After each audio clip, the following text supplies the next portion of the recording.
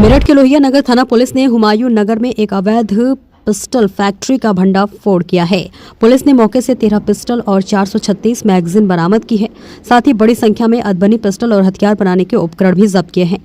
आरोपी म्यूज अपने मकान की तीसरी मंजिल पर बायोमेट्रिक लॉक लगाकर पिस्टल बना रहा था और वह एक पिस्टल 20 से 30 हजार रुपए में बेचता था। एसएसपी डॉक्टर रविपिन ताड़ा ने बताया है कि आरोपी 5वीं पास है और पहले शस्त्र की दुकान पर काम कर चुका है। सीओ कोतवाली आशुतोष सिंह और लोहिया नगर थाना प्रभारी को मुखबिर से सूचना मिली थी।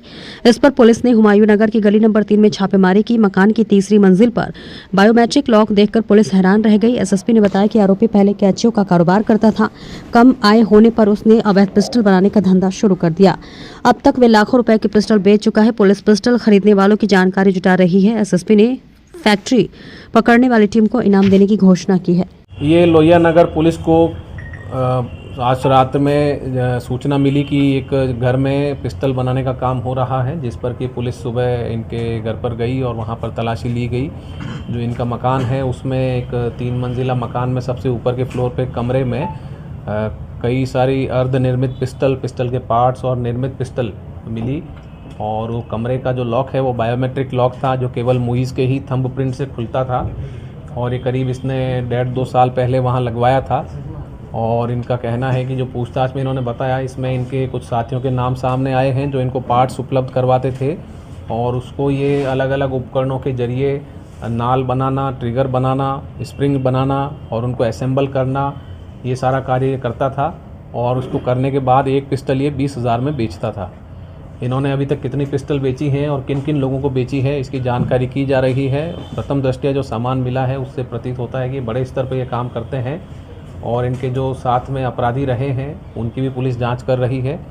और उसमें से कुछ लोगों के नाम सामने आए हैं जिनके लिए पुलिस टीम में गिरफ्तारी हेतु लगाई है, जिसमें कि बुलंदशहर के और मेरठ के भी कुछ लोग हैं। और ये पिस्टल कहाँ कहाँ बेचे हैं इसकी जानकारी की जा रही है। एक पिस्टल अनुमानतः ये 20,000 रुपये में बेचते थे। और ख़ास बात यह है कि ये पिस्टल बनाने के लिए ये बड़ा ही साइंटिफिक तरीके से इस काम को करते थे, क्योंकि ये पहले इनके परिवार में कैंची बनाने का काम होता था, वहाँ से इसको लोहे का काम की जानकारी थी।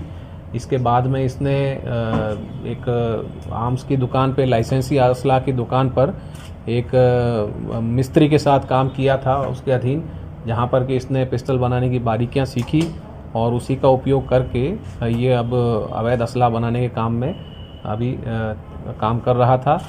काफ़ी संख्या में इससे माल मिला है। जो माल मिला है उसकी भी जांच की जा रही है, कहाँ से आया है, और जो इन्होंने आज तक बेचा है उसकी भी जांच पड़ताल की जा रही है। अलग अलग टीमों ने इनसे पूछताछ की है और इनके ऊपर गंभीर धाराओं में मुकदमा दर्ज कर इन्हें जेल भेजा जा रहा है। सर, किस तरीके से कस्टमर को यहाँ पर लाते थे और बेचते थे? जी, जो ये व्यक्ति है ये केवल निर्माण का कार्य करता है। इसका आगे पूरा एक नेटवर्क है जिसके जरिए ये पार्ट्स आते भी हैं इसको, और जो पूर्णतः निर्मित पिस्टल है वो आगे बेची भी जाती है। जो आगामी अगले साल चुनाव हैं और जो त्यौहार का सीज़न है, इसको देखते हुए इनकी डिमांड अभी काफ़ी थी। इसी दौरान पुलिस को ये जानकारी मिली, जिसके मुखबिर के जरिए पुलिस को जानकारी मिलने पर पुलिस ने एक योजनाबद्ध रूप से इसमें दबिश दी है।